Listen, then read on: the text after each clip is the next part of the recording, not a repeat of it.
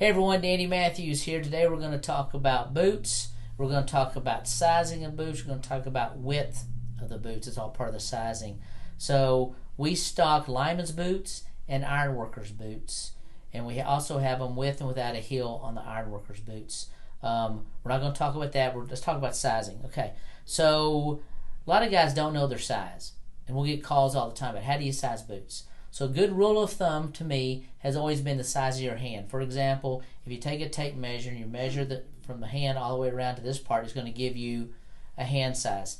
Or if you're wearing rubber gloves and you know you wear a size glove, then you know what your hand size is, right? So if you have a 9.5 hand, a lot of times you have a 9.5 foot.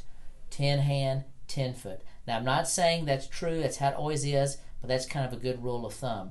The next thing also has to do with the width of your shoes. We have in some boots, like West Coast, you can get a C, a D, an E. In Hoffman, you can get a D or a double E. In Weinbrenner, you can get a D, a double E.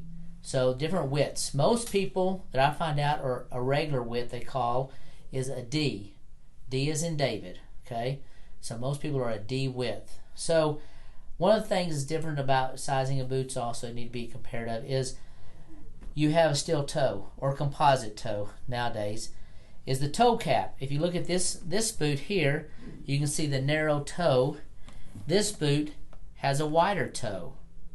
And so for this boot here, this black boot, you may want to go down half a size. Where on this boot would be true sized. Okay, so if you're a 9.5, you may go to a 9 on this boot. Okay, because of that toe cap. I find that the Hoffman boots run about a half a size big on their shoes, and I think it's because of the toe cap. It seems to be my experience. Okay, where the West Coast and the Thorogood seems to be true. So if you're a 9 in whatever boot you're wearing now, you'll be a 9 in a West Coast or a 9 in a Weinbrenner. So that's really about it. 16 inch, 8 inch. That's the difference here on these. This is an ironworker's boot.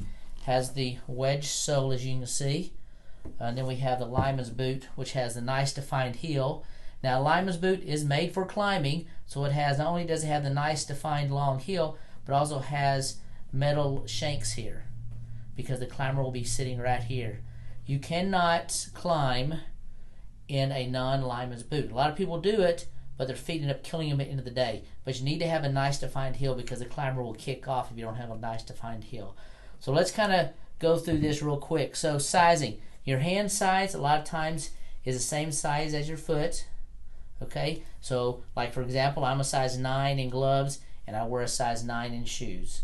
Okay, you remember we have the width size. We have the D and we have the E, which are the D's regular, E's wide, and then you have C, which is a little bit narrower. So C, D, and E. Most people are a D. And then the toe cap's something to consider. Okay?